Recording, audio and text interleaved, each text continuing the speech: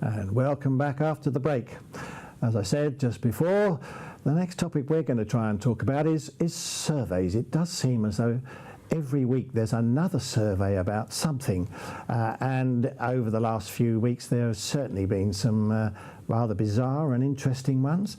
The first one, published this week, was one commissioned by Elizabeth Shaw Chocolates, and they did a survey of 1,000 people asking what were their top special moments in their entire life.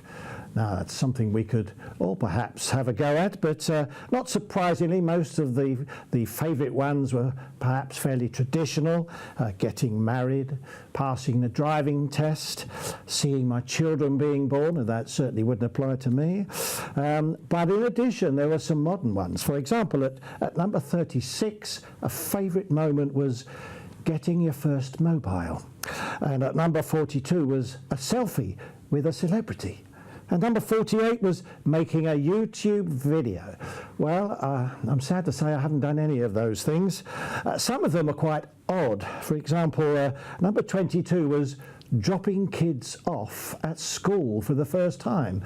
I'm not sure whether that's a matter of pride or sheer relief at getting the kids off your hands. I'm not sure. Number 28 was leaving your job. I find that very strange as a great one. And whilst number 1 was getting married, number 46 was getting divorced. Well, I suppose if you've lived through a pretty awful experience, no great surprise. So, turning to my guests, what do you think about these surveys? Are they all just a waste of time, or do they give us a bit of fun? Well, in view of the recent general election and the surveys that were published prior to us all going to the booth and voting, you've got to ask oneself, surely, do we need surveys at all? They got so much of it wrong. And yet, in my working life, I used to rely on surveys to point the way, to give me a clue as to perhaps how business was going. But I'm not convinced that they paint an accurate figure on which you can rely totally on the evidence that they present. So I'm very, very sceptical about surveys in general. And Helen, what do you think?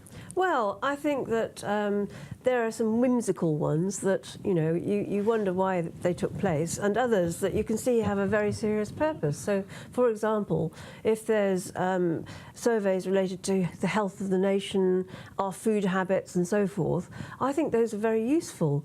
And I've actually read about surveys that are undertaken just very quietly somewhere in some quiet university setting that go on over decades, where they're measuring people's sort of eating habits over a period of time to prove certain things. And I think surveys like that actually have a medical outcome are extremely worthwhile. So not all of them are a waste of time. No. But don't you think sometimes, you touched on food habit surveys, we were once told that eggs were bad for you. Now we're told that if you eat on average 2 eggs a day, that'll probably stave off diabetes. We were told that drinking wine of any description was not a good thing, and now we're told that red wine is perhaps a little better for you than white wine. And so it goes: red meat, salads, all the rest of it. And it's just that you can't blame me for feeling just a wee bit cynical that we're told one thing one day and then something quite the opposite a little time later. Well, now let's put you both on the spot. What do you think is your favourite lifetime moment? Ladies first, Helen? Well, I know you're meant to say things like getting married and, your 21st birthday, special occasions like that. But I actually think that the best occasions are those that aren't time measurable. They happen over the span of your life. So, for example, when you go to the seaside and you have that lovely feeling when you just breathe in the seaside air and you wiggle your toes in the sand, that kind of a moment is wonderful whenever you have the opportunity to do that. Or, sort of opening a present and rustling the gift paper, or the expectation of going out to dinner with some good friends and having a lovely evening. Those kind of moments that recur in different ways through your life, I think those are the real special moments for me.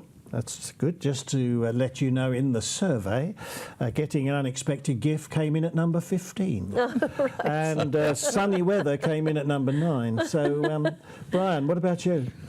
Well, generally speaking, I concur. There are all the things that I look back on over my life as being favourite, but being asked sort of one standout moment, and putting aside being present at the birth of both my daughters, just in case my family are watching, I learnt to fly in my early 30s, and flying solo for the first time, taking off, and suddenly realising you were on your own in the cockpit, and then getting around the circuit and landing, and have the guys in the control tower listening to you screaming as though you'd just won the Grand Prix, was an experience I shall never ever forget. Good it one. really was wonderful. That doesn't appear in any of the top No. 50. No great surprise. Can we quickly move to another survey that's been done in the last week or so? This was carried out by Harris Paints. They talked to 2,000 people and asked for their favourite aromas. What smells were the ones that you really liked? The first on the list, just to make you think about it, was freshly baked bread.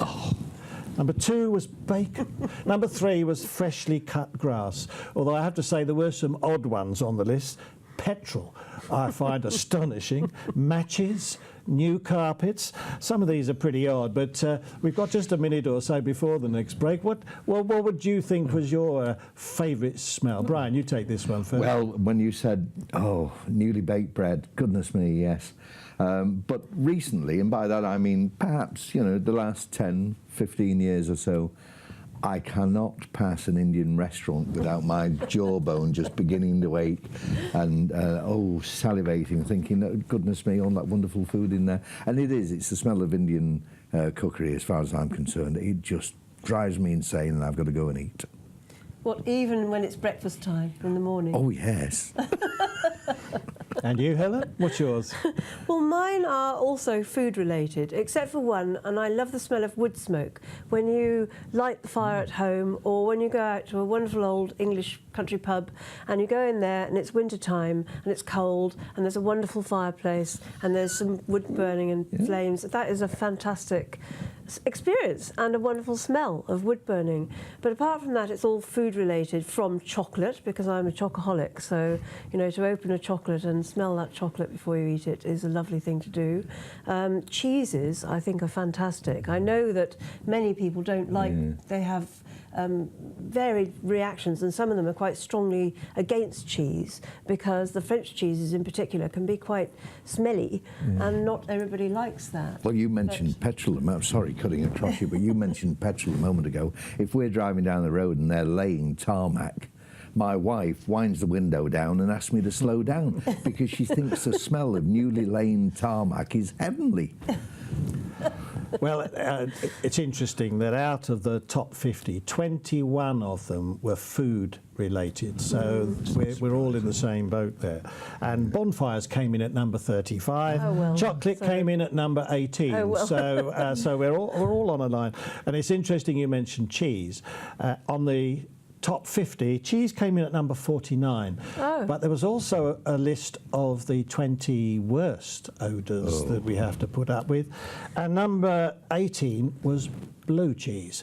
So there you go. I think they're amongst the best smelling cheeses, blue cheeses, but it's all down to your personal preference, isn't it? You're not going to ask us our worst odours. No, I'm not going to. In fact, I think it's time to take another break. So afterwards, we'll be talking about wine, and all of us here are certainly very interested in wine. We still have to hear from you. Remember, email us at talk@that'soxford.com or tweet us at that'soxfordtv. So, next we'll be talking about wine. See you in a moment.